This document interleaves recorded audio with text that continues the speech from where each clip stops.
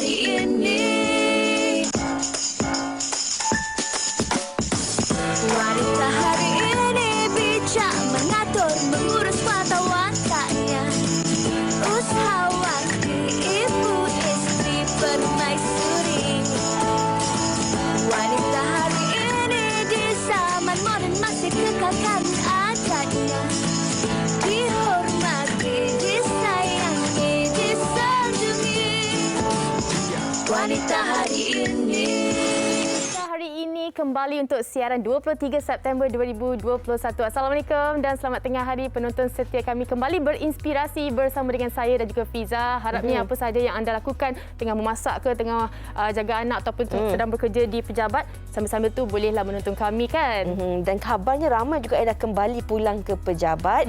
Tahniah diucapkan, tetapi kita masih lagi boleh bekerja secara produktif dalam masa yang sama, memastikan anak-anak kita yang di rumah ini masih lagi meneruskan proses pembelajaran secara PDPR mereka. Malahan ada di setengah negeri yang dah pun beralih fasanya, dah bekerja seperti biasa. Betul. Dah ada banyak kelonggaran yang diberikan. Kami harapkan kita semua kembali dengan sikap yang lebih positif, menerima apa saja keputusan ini dengan lebih terbuka. Yang paling penting perancangan, sebab sedar tak sedar tinggal berbaki berapa bulan saja sebelum kita nak mengetuk pintu tahun 2022. Tetapi seperti biasa, kami nak kongsikan kepada anda tentang statistik kes positif yang telah pun dilaporkan sehingga petang semalam. Betul, yang mana mencatatkan 14,990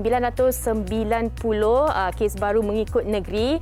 Dan ada juga berita baik kan, yang mana hari ini bermulalah pembukaan pusat orang kata keseragaman operasi kedai runcit, restoran, stesen minyak dan kedai sebenarnya, yang mana dari jam 6 pagi hinggalah 12 malam ni ramai yang tertunggu-tunggu sebenarnya. Ini tak kiralah anda di negeri fasa berapa, keseragaman ini bermula jam 6 pagi hingga 12 malam. Dan bagi anda yang mungkin tertanya-tanya lah bila agaknya boleh balik kampung nak jumpa mak, ayah dan jumpa keluarga, sabar sedikit kerana pembukaan pusat pelancongan dan kebenaran rentas negeri apabila kadar vaksinasi negara mencapai 90% populasi dewasa. Dan juga peralihan fasa bagi 3 negeri ini, Negeri Sembilan ke fasa 4, Pahang ke fasa 3, Johor ke fasa 2. Tahniah kita ucapkan esok. Esok. Jadi kita harapkan segala kelonggaran yang diberikan kerajaan ini kita dapatlah gunakan sebaik mungkin kan. Masih lagi tetap untuk menjaga SOP, pelitup muka ni jangan dilupakan. Okey, tapi dalam masa yang sama kita juga kena sentiasa berhati-hati dan tahu serta peka terhadap keadaan semasa, keadaan cuaca di sekeliling kita. Kami nak kongsikan juga kepada anda, anda harus sentiasa berwaspada ketika perubahan cuaca walau anda keluar nak beriadah. Dan ini yang paling penting sekali, yang mana kalau kita lihat anda nak kena mendaki, berhati-hati kerana hujan kerap ketika ini boleh menyebabkan laluan mendaki licin dan juga berbahaya. Dan kalau pergi berkelah juga pastikan perubahan air jika berkelah di kawasan air terjun. Ini kerana Fatin bagi mengelakkan anda daripada terperangkap akibat daripada kepala air, terutama jika berlaku hujan di hari sebelumnya. So kena peka terhadap keadaan ini dan juga aktiviti air.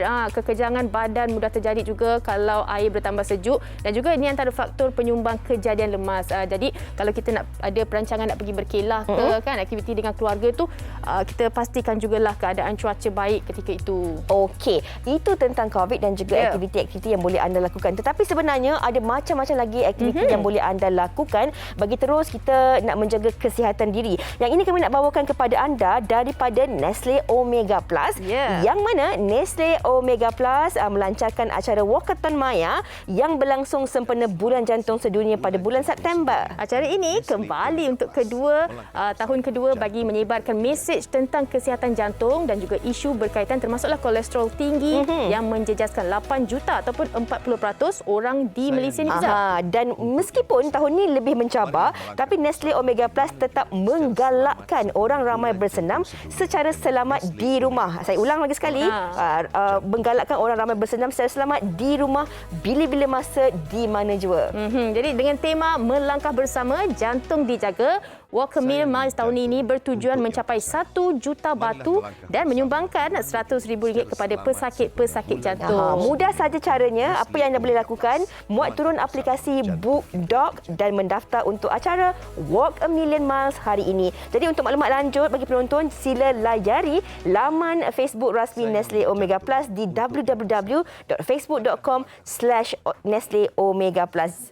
Jangan risau, jom kita masuk, Fatin. Rasa bersemangat pula bila dengar perkongsian daripada Nestle Omega Plus ni. Sebab kan, Fatin, dekat rumah pun kita boleh kekal sihat, kita boleh lakukannya secara maya. Betul. So awak daftar, saya daftar, kita buat sama-sama. Kita buat sama-sama Okey. Ini satu lagi perkongsian yang mana kita nak kongsikan satu persembahan daripada Daniel Chua yang bertajuk apa Fiza?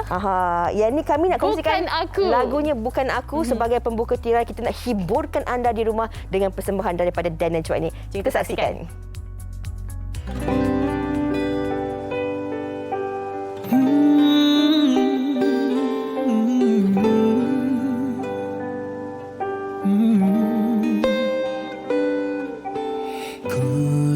Kulihat makin lama kian hilang kemanusiaan di dalam diri, dan sanggup membunuh jiwa demi keuntungan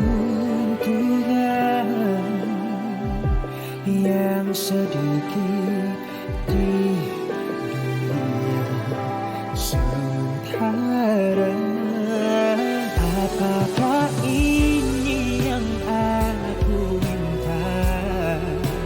Apakah ini yang aku impi?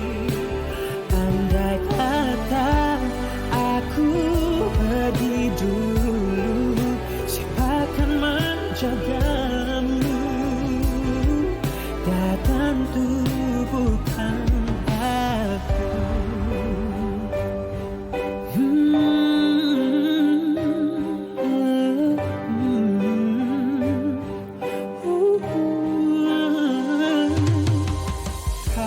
Wow, itu dia Bukan Aku. Bukan Aku, Fatin, tapi Daniel Chua yang mempersembahkan dan juga menghiburkan anda di Wanita hari ini. Jadi telah pun bersama dengan kita dalam talian ketika ini. Hello, apa khabar Daniel? Halo, Assalamualaikum. Waalaikumsalam. Okey, Daniel di Sabah ke di KL tu? Saya di Tawau, Sabah sekarang. Di Tawau, okey. Sabah. Okey. Daniel, mungkin boleh kongsikan sedikit tentang single terbaru Bukan Aku ini. Okey, lagu Bukan Aku ni dicipta oleh Amsha dengan Amza Raska. Kita ada Farid Pedang, kita ada Marzuk. So basically ramai dekat belakang tabir untuk lagu Bukan Aku ni. Dan dia telah dijadikan sebagai runut bunyi untuk drama Anak Sena TV3. Okey, kalau dengar kan baik-baik lirik dia memang orang kata memberi satu semangat baru kan. Daniel, macam mana perancangan ataupun proses menyiapkan Bukan Aku ni? Kalau kita tahu kan PKP kan banyak cabaran dia. Betul. So buat pertama kalinya, kalau sebelum ni single-single saya yang saya pernah keluarkan semua kita record orang kata secara proper lah di studio. Tapi for lagu Bukan Aku ni saya ambil inisiatif untuk record daripada rumah, daripada suara, daripada video, semua saya record sendiri. Jadi itulah dia punya cabaran tu. Nak record daripada rumah, nak tentukan naik turun lagu tu, saya sendiri yang kena decide semua tu. Daniel, nak tanya sikit lah kalau kita nak imbas kembali kenangan kan. Daniel juga pernah menyertai pertandingan Vokal Mania. Dan ketika dalam tempoh pertandingan dulu, ramai yang mengatakan Daniel ni suka membawakan lagu bergenre ataupun lagu wanita, penyanyi wanita. Tetapi Daniel sendiri mengatakan bahawa lagu tu tak ada gender. Jadi untuk pemilihan lagu Bukan Aku ni, adakah sebenarnya apa yang membuatkan Daniel rasa lagu ni sesuai dengan Daniel? Sebab daripada segi melodi dia, even daripada pertama kali saya dengar demo yang dinyanyikan oleh komposer tu sendiri, Amsha, dia hantar dekat saya dan saya study. Saya cakap saya rasa melodi ni boleh masuk dengan saya. Even saya just kena betulkan part sikit-sikit je lah. Saya tak perlu pun nak kena ubah lagu tu 360. Jadi so far bila saya first dapat lagu ni, saya tak dapat pun rasa macam alah tak sedap punya lagu ni apa ke. Saya dapat memang terus tangkap masuk. So saya terus just polish je lah. Daniel nak tanya juga, masa masuk pertandingan kita tahu bertanding, satu perasaan yang berbeza. Tapi ini anda membawa lagu anda sendiri, memang dihaskan untuk anda dan selepas ni orang lain pula akan menyanyikan lagu ni. Boleh tak kongsikan perasaan tersebut? Perasaan tu bila nyanyikan lagu sendiri tu, lepas tu untuk drama, ST drama pula, dia sampai ke hari ni pun dia macam ya Allah bangganya, macam bersyukur sangat-sangat. Sebab saya daripada kecil saya tengok drama TV3. Setiap pukul 7 ke pukul 9 saya tak kisahlah, saya akan duduk depan TV, saya akan tengok drama. Lepas tu tiba-tiba dia macam tengok drama Anak Sena ni, tiba-tiba dengar lagu sendiri. Kadang-kadang saya lupa cakap, suara saya lah. Saya pun sendiri mengikuti drama Anak Sena ni dan memanglah kalau kita sebagai penonton mendengarkan, kita akan mendengar juga lagu runut bunyi tu. Jadi kita akan tertanya-tanya, suara siapa ni? Memang ini kalau orangnya. Ya, kalau dengar suaranya matang kan? Tapi rupanya individunya masih lagi berusia 20 tahun tahun ni ke 19? Betul. 20 tahun. Okey, Daniel, kalau kita tahu juga Daniel merupakan salah seorang pelajar fakulti muzik. Jadi betul. lepas ini nak fokus untuk nyanyian saja ke ataupun ada perancangan nak cuba lakonan ke bagaimana? Kompos lagu ke? Saya sekarang pun masih di dalam proses. Sebenarnya saya dah mula kompos lagu saya sendiri untuk single-single saya akan datang. Tapi kalau ada rezeki untuk saya cuba bidang-bidang lain like lakonan ke, pengacaraan ke, saya nak cuba. Sebab saya nak jadi someone yang bukan saja dikenali sebagai seorang penyanyi, tapi a person who can do a lot of things at one time. Tapi kalau dengar cara Daniel bercakap ni, saya rasa ni kalau jadi pengacara pun bagus. Boleh juga. Lancar saja.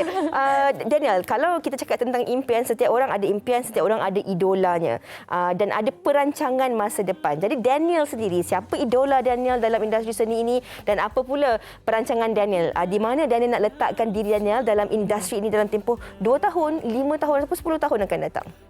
Okey, sebenarnya saya sangat mengidolakan Hil Husaini, Naim Daniel. Okey, cuk.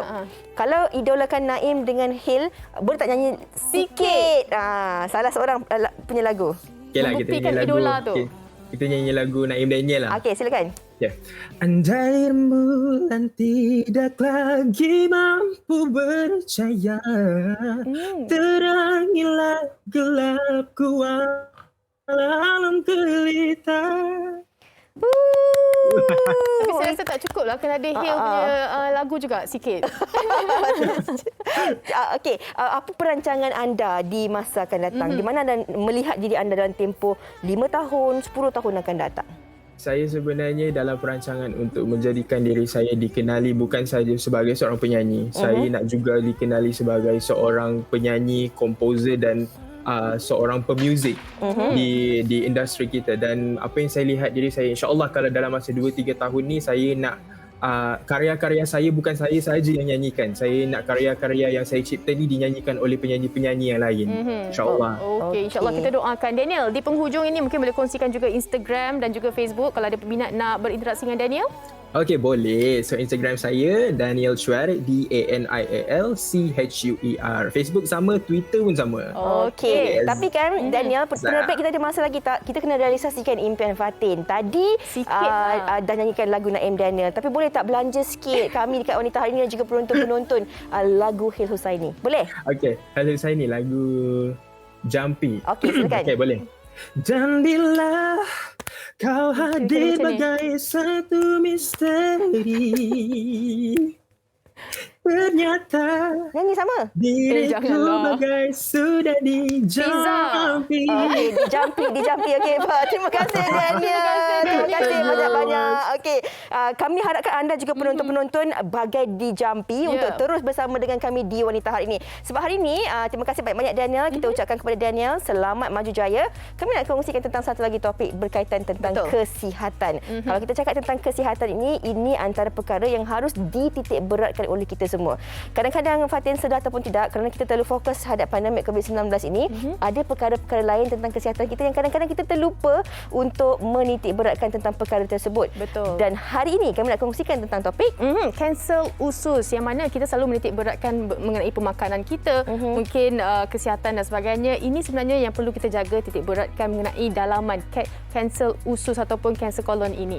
Kanser usus dalam kalangan wanita, sejauh mana kanser usus ini juga boleh menjadi pembunuh senyap ataupun menyerang dalam golongan wanita. Dan kebiasaannya kanser usus ini bila kita tahu Fatin, dia telah pun sampai ke tahap ketiga ataupun tahap keempat. Dan bagi anda penonton-penonton, kalau mungkin anda ada sebarang pertanyaan, persoalan mahupun perkongsian, anda boleh terus kongsikan bersama dengan kami di laman sesawang media sosial yang telah pun tertera di kaca TV ketika ini. InsyaAllah kita panjangkan kepada tetamu kita kejap lagi. Sebelum itu kita nak berrehat seketika, kembali selepas ini. Nyanyi sikit. Faham pula. Wanita hari ini, wanita hari ini.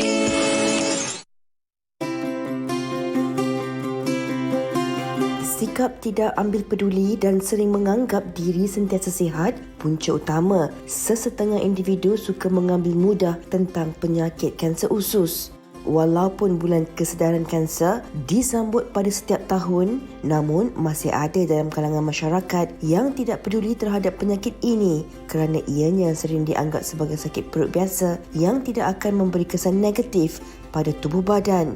Kanser kolorektal atau usus besar merupakan kanser kedua yang kerap berlaku di Malaysia selepas kanser payudara.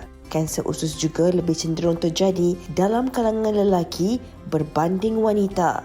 Namun setiap golongan tetap berisiko jika alpa mengenai penjagaan kesihatan. Antara tanda-tanda awal penyakit ini adalah seperti sakit perut yang berpanjangan dan keterlaluan, najis berdarah, serta sering berasa letih dan keresuan. Seperti masalah kanser yang lain, tahap kanser seseorang itu bergantung pada peringkatnya serta perubahan patologi kanser yang dialami oleh pesakit itu sendiri. Namun apa yang membimbangkan adalah kerana pengidap kanser usus pada peringkat awal, kebiasaannya tidak akan menunjukkan sebarang simptom yang membimbangkan. Menurut laporan Registry Kanser Kebangsaan Malaysia MNCR 2012-2016, lebih 70% kanser kolorektal dikesan berada pada tahap 3 serta 4, iaitu masing-masing 72.4% dalam kalangan lelaki dan 73.1% dalam kalangan wanita. Bagaimanakah cara untuk menjaga kesihatan usus dengan cara yang betul? Apakah langkah yang patut diambil bagi mencegah kanser ini? Itu dia tadi laporan ringkas yang telah pun disediakan oleh rakan wartawan kita Nur Natasha Hamzah. Dan kalau kita dengarkan daripada laporan itu tadi, Fatin, serba sedikit mungkin kita dah tahu apakah itu yang dimaksudkan sebagai kanser usus, kolon maupun kolorektal itu sendiri. Tetapi kalau kita nak tahu dengan lebih lanjut lagi, yang ini kita nak bersama dengan tetamu kita yang telah pun berada dalam talian ketika ini. Kita kenalkan Dr. Ragu Ramasamy selaku pakar bedah am dan Colorectal Avicenna Specialist Hospital dan Subang Jaya Medical Center. Apa khabar? Selamat tengah hari, Doktor. Hello, hai, selamat tengah hari. Selamat tengah hari. Baiklah, Doktor, sebagai pembuka tirai perbincangan kita pada hari ini, kita selalu sebut tentang kanser usus. Tapi kalau kita dengarkan daripada laporan tadi, ada yang dipanggil sebagai kolon, ada juga kolorektal. Kalau boleh Doktor terangkan kepada kami, apakah sebenarnya maksud kolorektal ataupun kanser usus maupun kolon ini? Okey, kalau kita tengok usus kita sedang berbincang pasal usus besar. Usus besar ni dia ada kolon dan rektum. Kolon ini adalah bahagian permulaan usus besar di mana dia bercantum dengan usus kecil dan permulaan usus besar ni kita panggil kolon ya. Dan penghujung usus besar 15 cm daripada lubang dubur bawah adalah kita panggil rektum. Okey. So dia sama, usus dia sama tapi kita bahagian dia different sebab rektum ni fungsi dia lain, kolon dia fungsi dia lain sikit ya. So kolorektal. Okey. Doktor, kalau kita tahu juga kanser usus ni kadang-kadang dia tak ada simptom yang mana kita tak tahu pun sebenarnya kita ni menghidapi kanser usus. Apa agaknya tanda-tanda awal ataupun kita boleh jangkakan yang kita sedang menghidapi kanser usus, Doktor? Okey, bila orang tanya saya pasal tanda-tanda awal, saya punya famous statement yang saya selalu bagi adalah tanda-tanda awal adalah kidak awal bila kita ada kanser usus. Maknanya bila kita sudah mengalami tanda ini, the cancer ni selalunya dah sampai ke stage 1 atau stage kedua. Dan selalunya patient datang dan jumpa kita bila mereka ada tanda-tanda dan mereka datang, kalau tengok Malaysia 70%, 60% adalah mereka datang dalam stage ketiga dan atau keempat. Tapi apa tanda-tanda yang ada, selalunya patient boleh ada perubahan dalam cara berak mereka. Sebelum ni normal, tiba-tiba mereka ada sembelit, tiba-tiba mereka ada berak cair, atau mereka berak dan keluar darah atau mukus dalam berak mereka. Ini adalah perubahan yang ketara yang baru berjaya dalam hidup mereka. Adalah satu yang kita harus memberi perhatian. Pada tu patient boleh ada sakit perut. Patient juga boleh ada kehilangan selera makan, berat badan, dan juga kalau kita sudah sampai ke tahap 4 atau usus tu betul-betul dah nak block, sebab usus ni macam satu tube kan. Tiba-tiba kanser ni dah besar dan tube tu dah tersumbat, mereka boleh datang dengan perut yang kembung, muntah.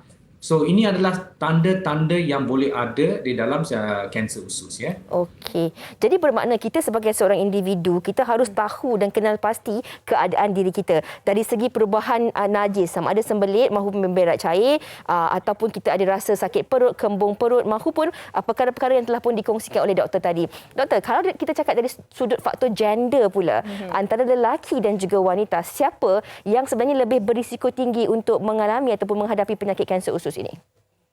Kalau kita tengok lelaki, dia adalah lebih tinggi daripada wanita untuk mendapat colorectal cancer. Tapi kalau kita tengok statistically, hanya 1.3 kali ganda lebih tinggi daripada wanita.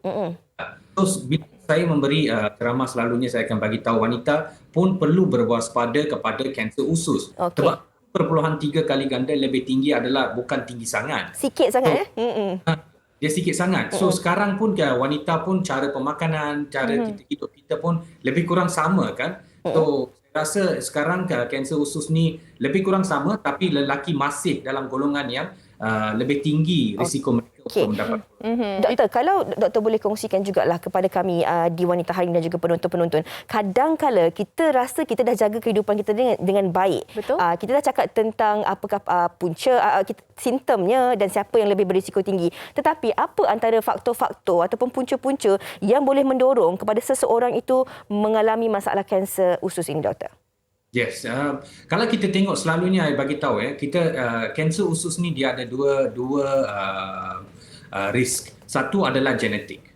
Dan satu lagi apa yang kita buat kepada diri kita sendiri. Genetik kita memang sama, datuk, nenek kita semua pun sama, kita punya genetik tidak berubah. And genetik in colorectal cancer hanya dalam kurang daripada 10%. Selain daripadanya, apa yang kita buat, maknanya apa yang kita makan, pemakanan yang mengandungi banyak daging, kurang fiber, patient yang atau pesakit yang banyak makan kekurangan fiber dan mereka lebih mengambil alkohol, yang mengisap rokok. Dan lagi satu yang kita perlu faham, kita adalah satu nation yang proud dengan obesity kita, obese. Obesity also adalah satu risiko atau satu risiko yang boleh menyebabkan kepada colorectal cancer. So selalunya apa yang kita buat itu adalah penting. So ini boleh menyebabkan kita ada risk pada colorectal cancer. Okey. Doktor, kalau kita sentuh juga berkenaan dengan rawatan, sekiranya lah kan pesakit itu diperlukan untuk membuang usus, apa antara kesan kepada pesakit tersebut? That depends. Kalau kita tengok usus ni panjang, dalam 100 cm usus ni memang panjang. Colorectal cancer ni dia boleh datang di sebelah kanan, di sebelah transverse colon, di sebelah kiri atau di rectum. Selalunya kalau kita dah buang usus ni dan kita dah sambung usus kecil kepada usus besar, boleh ada kita panggil low anterior resection syndrome, mana ada selalu cirit, sakit perut, itu semua ada. Tapi satu yang penting atau unik di sini adalah usus ni pun dia pandai. Selepas 6 sampai 1 tahun, dia akan adapt. Okey. dia sendiri akan adapt macam mana cara baru untuk dia berkesan atau dia membuat fungsi dia untuk menyerap pemakanan itu sendiri. Okey. Doktor, kita nak tanya banyak lagi tentang rawatan, tapi kita juga nak tanya tentang adakah sebenarnya daripada kanser usus ini juga dia boleh merebak pergi ke organ-organ lain dalam badan kerana ia berada di dalam abdomen kita. Tapi sebelum tu doktor, kita nak dengarkan dahulu pengalaman individu ini yang pernah menghidapi penyakit kanser usus. Jom kita saksikan. Kanser kolorektal atau kanser usus merupakan kanser ketiga tertinggi di dunia yang sering didiagnos dalam kalangan lelaki mahupun wanita. Kebiasaannya, punca kepada berlakunya masalah kesihatan ini adalah kerana faktor genetik dan persekitaran seseorang. Selain itu, aspek gaya hidup juga memainkan peranan penting. Seperti yang dialami sendiri oleh bekas pesakit kanser usus Muhammad Nur Imran Mat Shah, 25 tahun, antara simptom awal yang dialaminya ialah seperti cerit birit dan najis berdarah. Saya turun berat badan, tak selera makan, saya punya buang air besar pun tak teratur, dan juga selalu cerit-berit. Dia cerit-berit bukan disebabkan food poisoning ke apa, dan kadang-kadang tu memang keluar darah yang terlampau banyak sangat. Tapi saya macam just ignore the symptoms.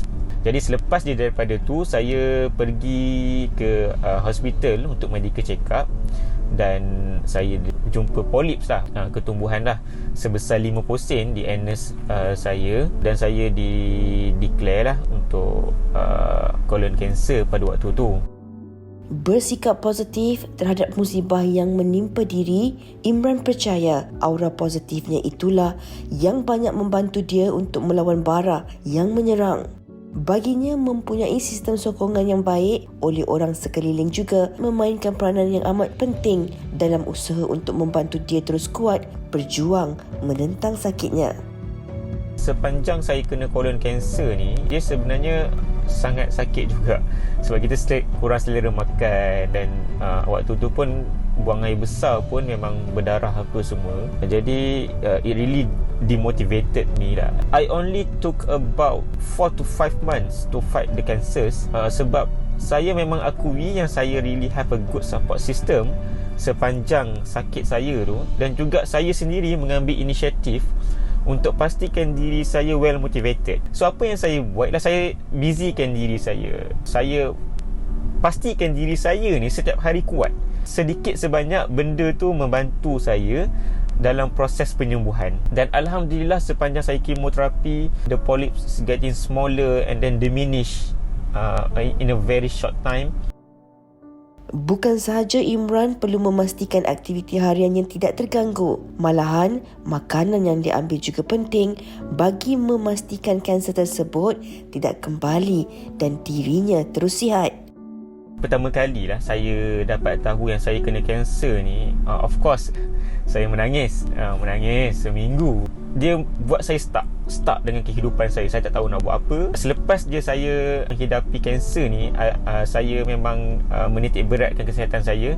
Makanan saya pun kita memang kena jaga really well lah. All the processed food sekarang ni sebenarnya will stimulate the cells cancer in our own body. Practice a healthy lifestyle, dan juga pastikan diri sendiri sentiasa consume all the healthy food.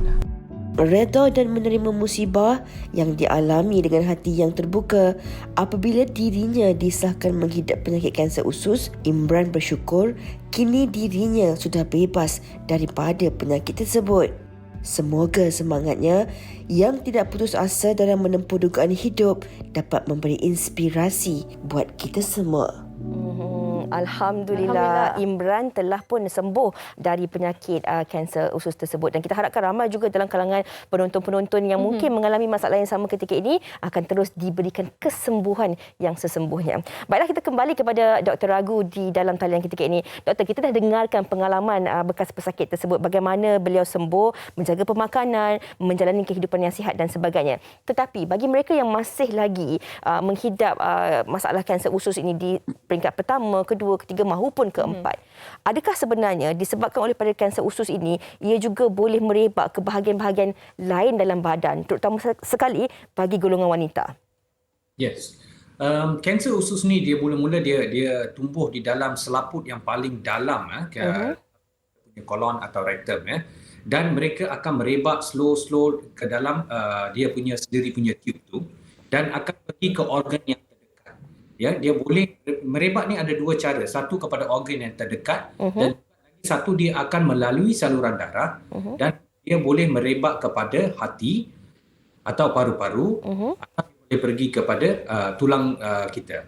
So cara merebak ni adalah kita panggil local invasion and distant metastasis. Distant metastasis maknanya ke tempat lain. Local maknanya dengan organ-organ yang terdekat. Macam kalau ke kanser rektum, semalam ada orang dia boleh merebak kepada bladder. Kalau lelaki dia boleh pergi kepada prostate. Kalau perempuan dia boleh juga efek kepada dia punya cervix, vagina, that area. Okey. Doktor, kadang-kala kan doktor, kalau kita tengok daripada gambar rajah ni, ada kat situ usus yang bersih, usus yang kotor dan sebagainya. Kadang-kadang kita ni sebagai ahli masyarakat, bukan yang pakar terhadap bidang ni, kadang-kadang kita ni cubalah macam-macam cara yang kita baca dekat Google lah, nak membersihkan usus dan sebagainya. Adakah kaedah tersebut boleh dilakukan, terbukti berkesan, ataupun dia boleh mendatangkan kesan jangka masa panjang terhadap seseorang individu itu juga, doktor? Yes, this something yang important Saya dapat banyak pesakit yang selalu beli dalam sekarang ada Lazada dan Shopee dan mereka ada jual panggil detox, tapi kita tidak tahu apa yang ada di dalam sini di dalam kandungan ini dan adalah tidak digalakkan. Sebab kalau saya pernah tunjuk dalam my Instagram and all that, ada sesuatu yang kita panggil melanosis coli dan nanti lama-lama usus ni dia akan jadi malas. Sebab kita duduk stimulate dia pakai benda-benda yang tidak sepatutnya. Sekarang dia tidak berfungsi secara normal. So dia ada satu efek yang kita panggil melanosis coli. Saya memang tidak menggalakkan siapa-siapa di luar tu selalu membuat detox sendiri, beli all this barang daripada Lazada dan Shopee. Dalam talian maksudnya? Yes, barang-barang yang tak sepatutnya kita pakai. Okey. Kita nak kongsikan juga Fiza dan juga penonton rakan-rakan kita di Facebook yang mana berkongsikan Rosmilah Abdul Razak berkata, Assalamualaikum semua warga wanita hari ini. Saya ingin bertanya kepada doktor, adakah normal doktor sekiranya seseorang itu seminggu sekali sahaja membuang air besar? Adakah ini boleh membawa risiko kepada kanser usus? Mohon penjelasan doktor. Silakan doktor. Yes, memang ramai datang tanya saya yang pasal ada orang berak sehari 3 kali. Ada orang berak sehari 2 kali, ada orang seminggu sekali. Tapi ini adalah normal kepada dia. Bila kita nak cakap normal dan abnormal adalah bila kalau dia berak seminggu sekali, tapi dia tidak ada sakit perut dan perut dia tidak kembung dan dia tidak mengefek dia punya quality of life. So ini mungkin normal kepada pesakit ini. Dan saya selalu bagi tahu ialah ini tidak boleh menyebabkan kamu ada colorectal cancer. Constipation per se tidak boleh menyebabkan colorectal cancer. So, ia mungkin normal kepada individu yang tertentu. So, tidak perlu tiap-tiap hari mesti mau berak 2 kali atau 3 kali atau kalau seminggu sekali pun, it's okay, it's normal for you. Okey. Doktor, kalau kita bercakap tentang kanser usus ni, kebiasaannya kalau kita membuat pembacaan, kita akan beranggapan bahawa ini adalah penyakit yang boleh dialami oleh mereka yang dah pun berusia. Tetapi bagaimana pula tentang kanser usus ini dalam kalangan mereka yang muda, usia belasan tahun ataupun di awal usia 20-an, doktor? Okey, ini adalah satu yang penting kalau kita tengok dulu kita akan selalunya golongan yang mendapat colorectal cancer adalah lebih daripada umur 50. Sebab tu kita selalu mengesyorkan kepada sesiapa saja rakyat yang umur lebih daripada 50 tahun untuk mendapat pemeriksaan. Ini kita panggil screening, pemeriksaan kanser usus. Dan ini bukan saja dengan ambil darah, pergi buat macam fecal occult blood test atau colonoscopy. Colonoscopy is gold standard. So, tapi since 1990s, kalau kita tengok statistically daripada tahun 90-an, kanser usus di kalangan remaja atau kita panggil lebih daripada 20 tahun, golongan muda sedang meningkat.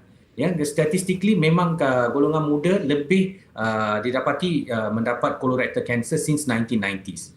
Okey. Doktor, di penghujung perbincangan kita ni, Doktor, ini yang penting sekali kita nak kongsikan kepada penonton kita. Yang paling penting sekali untuk kita mendapatkan rawatan awal kepada mereka yang lebih pakar. Tetapi daripada rawatan-rawatan yang telah Fatin tanya tadi, selepas kita melalui proses kemoterapi, radioterapi ataupun proses pembuangan usus sendiri, adakah pesakit ini boleh menjalani kehidupan mereka seperti biasa ataupun apa antara alternatif untuk mereka terus kekal sihat, Doktor? Okey. Selepas mendapat rawatan, ya, sebab itu penting kita membuat rawatan di stage yang awal. Kalau kita dapat rawatan di stage yang awal, kita dah buat pembedahan atau kemoterapi, radioterapi, kebanyakan pasien ni akan hidup macam biasa. Saya selalu bagi tahu pasien saya, anda adalah orang yang biasa, tidak perlu ingat ya sebab you ada kanser usus, kamu tidak boleh menjalani macam exercise, pergi daki gunung pun you boleh buat. Ya? Normal. So, apa lagi yang kita boleh buat? Patient also selalu tanya saya, doktor, apa yang saya perlu buat untuk tidak dapat balik kanser usus ni? Ya? Lalu yang penting sekali adalah kita punya habit. Ya? Mana kita perlu makan makanan yang seimbang, makanan yang mengandungi sayur-sayuran, buah-buahan dan juga kurangkan makanan yang mengandungi daging. Ya? Daging merah, especially lebih minum air. Dan juga yang pentingnya kita membuat aktiviti fizikal. Itu yang penting sekali yang kita boleh buat. Sebab sedentary lifestyle and obesity akan meningkatkan kita punya risiko untuk mendapat colorectal cancer. Okey. Okey, Doktor, di penghujung ni juga secara ringkasnya mungkin Doktor boleh kongsikan antara tips dan juga pesanan untuk mereka yang perlu untuk mendapatkan rawatan awal ni. Kalau kita tahu ada yang sembelit dan sebagainya, mungkin itu adalah tanda-tanda awal tapi mereka tak tahu tips dari Doktor. Selalu orang ingat, tak apalah, biasalah ni. Kan, Doktor? Yes. Kebanyakannya saya dapati pasien yang berak berdarah, tapi mereka selalunya ingat ini adalah bawasir. Mereka biarkan ini. Dan juga pasien yang ada sembelit, yang mereka ingat ini adalah normal. Ya. So, kalau kita ada perubahan kepada cara kita membuang air besar atau kita ada berak berdarah, in year 2020s and this era, kita tidak boleh biarkan macam tu saja. Kita perlu pergi jumpa doktor dan cek benda ni. Kita boleh buat cek macam fecal occult blood test, colonoscopy, dan kita boleh tengok kalau pasien ni ada kanser atau tidak. Sebenarnya kanser ni dia bermula dengan polip yang kecil. Dan kita jumpa ni di dalam usus, kita boleh buang dengan cubit saja, kita boleh buang. Tapi jangan datang dengan kanser yang besar sangat dan perlu membuat pemotongan usus. Ini akan affect quality of life later. Okey. Ini penting dan pasien perlu ingat, dan jangan ingat saya muda. Atau juga jangan ingat saya wanita, saya tidak akan dapat colorectal cancer. Saya hanya akan dapat breast cancer, ovarian cancer. Memang semua risiko tu ada di dalam kalangan wanita dan juga usia yang muda. Doktor, kalau usus itu terpaksa dipotong, adakah individu itu terpaksa memakai stoma bag dan sebagainya ataupun mereka boleh membuang air seperti biasa, Doktor? Okey, selalunya kita akan cuba membuat pemotongan usus dan sambung balik. Kita panggil anastomosis. Tapi terdapat juga kalau kita ada kanser rectum, especially mid rectum, dalam 10 cm daripada lubang bawah atau 5 cm daripada lubang bawah atau low rectum, kadang-kadang kita akan keluarkan stoma. Ya, kita buat pembedahan ni perlu kadang-kadang membuat stoma, temporary stoma. Ini panggil ileostomy. Tapi ada juga kadang-kadang pasien yang ketumbuhan itu terlampau dekat dengan lubang bawah dan efek kepada otot di lubang bawah, di mana kita tidak boleh sambung lagi ke bawah dan kita perlu membuat APR, kita perlu bawa stoma yang permanent. Ya. Tapi kebanyakannya kita akan sambung dan pasien akan berak macam biasa, walaupun mereka akan ada perubahan untuk sementara waktu dalam masa 6 bulan, tapi selalunya dia akan berak. Okey. Jadi saya rasa penjelasan yang cukup jelas dikongsikan oleh Dr. Raghu Ramasamy selaku pakar bedah am dan juga kolektor daripada Subang Jaya Medical Center ini. Dan kita nak pastikan juga anda penonton-penonton bahawa apa sahaja yang telah pun dikongsikan ini tadi sedikit sebanyak dapat memberi manfaat dan juga membuka mata serta minda bahawa kita harus sentiasa berhati-hati dalam mengenal pasti tahap kesihatan diri. Kerana kita je yang tahu tentang keadaan diri kita, keadaan badan kita, apa perubahannya. Kalau anda ada simptom-simptom seperti najis yang Sembelit. berbeza kan, keras, berdarah, sembelit dan sebagainya, perut kembung, perubahan dari segi selera makan dan juga berat badan, jangan tunggu, pergi dapatkan rawatan daripada mereka yang lebih pakar. Terima kasih kita nak ucapkan sekali lagi kepada Dr. Ragu. Harap segala perkongsian ini memberi manfaat dan juga segala perubahan tentang diri kita ni cepat-cepat kita dapatkan rawatan. Terima kasih sekali lagi doktor. Terima kasih kepada kamu berdua daripada untuk memberi saya invitation Terima kasih. Okey, terima kasih banyak-banyak doktor. Baiklah penonton, itu dia tadi tentang kanser usus yang dikongsikan oleh Dr. Ragu Ramasamy. Kita nak berehat dahulu seketika. Sekembalinya nanti kami nak kongsikan pelbagai lagi paparan dan juga pengisian menarik untuk anda. Jangan ke mana? Wanita hari ini. Kembali bersama kami di Wanita Hari Ini. Ini berita baik buat anda yang masih lagi tercari-cari antara rangkaian produk vitamin C yang mungkin sesuai untuk anda gunakan. Hari ini kami nak kongsikan kepada anda bersama dengan Flavors Effervescent Glams. Kita bersama dengan dua orang tetamu yang telah pun berada dalam talian ketika ini. Saya nak perkenalkan, apa khabar Amira Rusli? Sihat Kak Fiza. Sihat? Sihat, Alhamdulillah. Okey, Amira, nak tanyalah, ini mungkin rahsia sebenarnya yang nak dikongsikan oleh Amira kepada penonton-penonton. Sejak bila ni sebenarnya Amira dah pun menggunakan Flavors Effervescent Glams ni? Okey, ni dah tak ada rahsia lah kalau dah share ni. Mira gunakan Flavors Effervescent Glams ni sejak Mira berlakon drama Sabarlah Duhai Hati di TV3 lepas. Sejak dari itu Flavors Effervescent Glams ni dah jadi best friend dah. Bukan apa, sebab Mira teruja bila tengok perubahan pada kulit. Bila Mira ada juga sebelum ni mengamalkan minuman kolagen yang lain, tetapi mungkin cuma kurang serasi dan rasanya kurang sedap. Berlainan dengan Flavors ni, rasa dia sangat-sangat sedap. Rasa orange dengan sedikit rasa vanila, dan itulah yang buatkan Mira setiap hari rasa nak consume. Amboi. Dengar Mira cakap tu, saya tengok dekat depan ni saya pun rasa macam nak minum. Okey, tapi Mira, mungkin Mira boleh kongsikan juga kepada penonton lah kan. Apa perbezaan yang Amira rasa sebelum dan selepas menggunakan Flavors Effervescent Glams ini?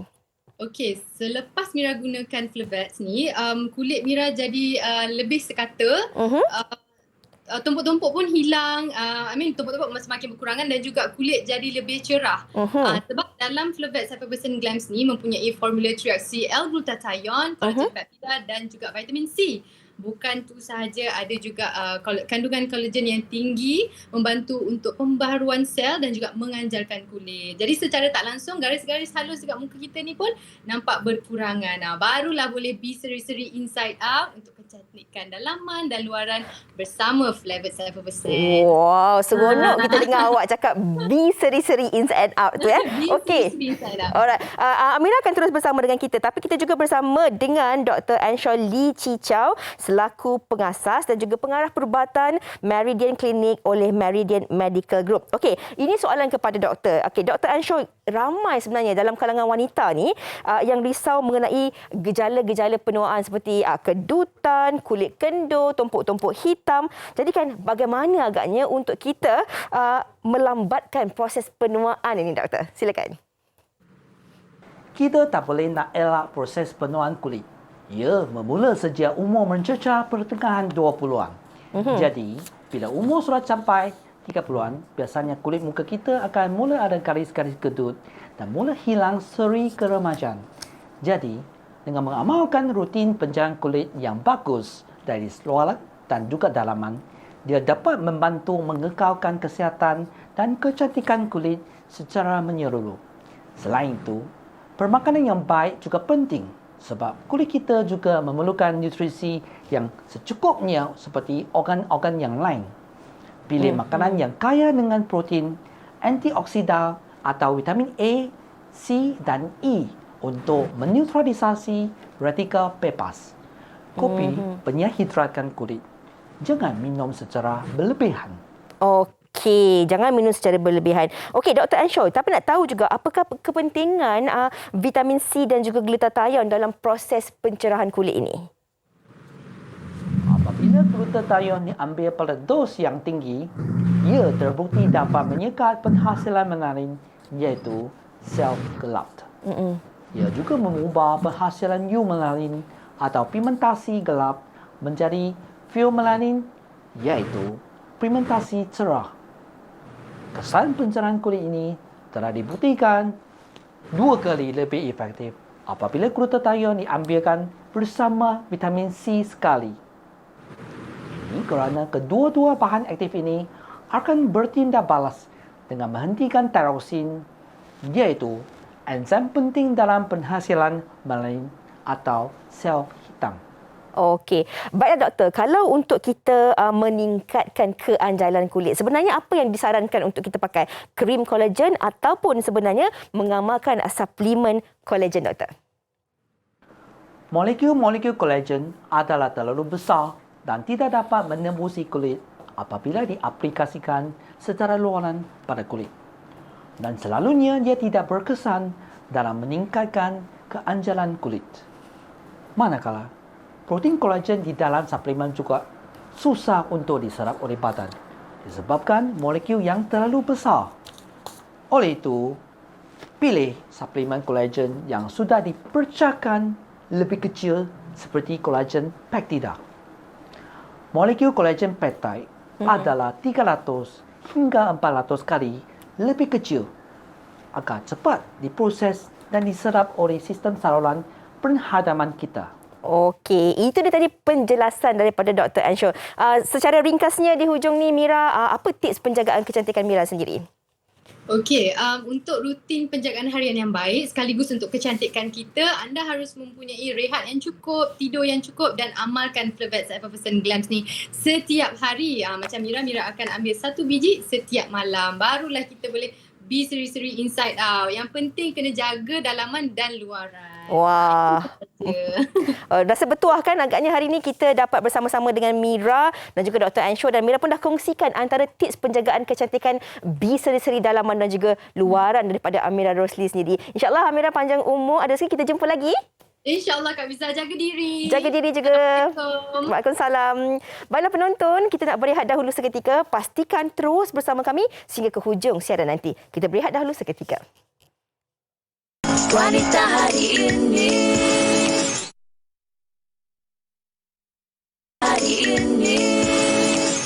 Terima kasih kerana masih lagi bersama kami di Wanita Hari ini. Malam ini kalau siapa-siapa yang tak ada buat apa tu, jangan lupa saksikan telatah 4 sekawan yang mana diterima menjadi intern di sebuah agensi periklanan terkenal. Tetapi mereka ini juga semua kena bersaing untuk merebut jawatan impian. Jadi siapa agaknya antara Izzy, Ryan, Carl dan Bainon yang akan berjaya? Jadi saksikan budak intern lakonan Intan Najwa, Malik Macron, Syafiq T, Bella Dawana dan ramai lagi setiap Rabu dan juga Khamis jam 9.30 malam di TV9 dan juga saksikan juga di Astro saluran 149 dan juga My Freeview 109. Wow, kalau menarik. cakap tentang intern ni kan, dia mesti meninggalkan juga kenangan. Sebab kita pun pernah jadi pelajar intern ataupun praktikal, ada macam-macam kenangan kan. Dapat senior yang seronok, selalu belanja makan, senior yang garang. Macam-macam pengalaman kan. Macam awak praktikal ataupun intern di sini dan bekerja di sini kan? Praktikal, bekerja, segala-galanya bermula di sini. Jadi jangan lepaskan peluang, tengoklah siri Budak Intern yang bermula hari Rabu dan Khamis setiap jam 9.30 malam di TV9. Okey. Fatin, kita telah pun sampai di penghujung siaran untuk Wanita hari ini selama 1 jam. Dan kami nak ucapkan terima kasih banyak-banyaklah kepada anda penonton-penonton yang sudi bersama kami, yang menonton kami secara langsung di kaca TV dan juga anda yang menghantar komen serta menonton kami secara dalam talian di Facebook. Dan jangan lepaskan peluang, kalau kadang-kadang kan walaupun anda tengok sekarang, tapi ada juga perkongsian ini yang anda nak kongsikan kepada adik-beradik, rakan-rakan. Anda boleh like and share Facebook Wanita Hari ini tu supaya ramai lagi individu-individu lain dan juga penonton boleh mendapat manfaat daripada topik perbincangan kita pada hari ini. Jadi apa saja perkongsian kita hari ini kan, kita harapkan jaga pemakanan, lepas tu jaga juga kita punya gaya hidup kan. Buah-buahan dan juga yang perokok tu mungkinlah ada kesedaran selepas apa yang kita kongsikan hari ini yang boleh orang kata memberi kesan untuk kanser usus ni. Yang paling penting jaga pemakanan, gaya kehidupan kita dan kita kalau boleh kita bila kita cakap tentang pemakanan ini, kita haruslah sentiasa memilih makanan yang sesuai untuk diri kita. Macam tadi doktor kata, kurangkan daging merah. Kemudian kalau boleh kita lakukan sedikit senaman untuk mengelakkan daripada masalah obesiti. Sekarang ni ada macam-macam cara kan untuk kita boleh bersenam dekat rumah, kita boleh pergi bersenam dekat luar bersama dengan anak-anak, keluarga. Betul. Lagi satu sebab cuaca sekarang kan, kadang panas, kadang hujan, air masak tu kita minum banyak-banyak supaya kita tak kata dalam badan kita dehidrasi dan sebagainya kan. Sebabnya kan kalau kita cakap tentang kesihatan ini, bukan saja kita bercakap tentang diri kita, tapi bagaimana sebenarnya kita nak kena memupuk dan juga mendidik anak-anak kita ini untuk mementingkan dan juga menjaga kesihatan diri sejak daripada mereka kecil lagi. Sebab orang putih kata we are what we eat. Jadi kadang-kadang kita ni kena tengoklah juga apa jenis makanan kita sesuai ataupun tidak. Walaupun sibuk, kalau boleh kita elakkan daripada makan makanan yang tak orang kata tak sihat sangat kan. Kita cubalah untuk makan makanan yang lebih sihat, lebih sesuai, makanan seimbang untuk kita seisi keluarga. Kadang-kadang kawan-kawan ni bagi makanan. Tadi kawan saya dia bawa macam-macam untuk saya. Dia bawa kuih kacang, dia bawa macam-macam lah, tapi kita boleh makan. Boleh tapi kita jaga dan juga kurangkanlah kan. Okey, dan seperti biasa anda penonton, kalau anda ada sebarang perkongsian pertanyaan, anda boleh terus untuk bersama dengan kami di WHI TV3 Facebook ataupun Instagram. Ada sebarang topik ke nak kami bawakan ataupun perkongsian kisah hidup anda yang anda rasa sesuai untuk kami kongsikan bersama dengan penonton-penonton lain di Wanita Hari. Contohnya, seperti topik esok. Hikayat perkahwinannya mana kami akan bawakan manja bukan mengada. Manja bukan mengada. Awak manja ke mengada? Saya manja. Awak? Saya tak tahulah, tak ada pasangan. Dia kena tanya orang ada pasangan. Betul juga kan? Manja ke ataupun mengada. Dan bagaimana sebenarnya manja ataupun mengada ini juga dapat memberi impak ataupun kesan yang positif dan juga negatif dalam kehidupan rumah tangga seseorang. Jadi pastikan anda terus bersama dengan kami kalau anda manja ataupun mengada ataupun anda kedua-duanya ataupun tak salah sebenarnya. Ada sifat manja dan juga mengada-ngada ini, terus kongsikannya bersama dengan kami di WHI TV3. Terus jaga diri anda, terus juga bersama dengan saya dan juga Faharin di Wanita Hari ini esok.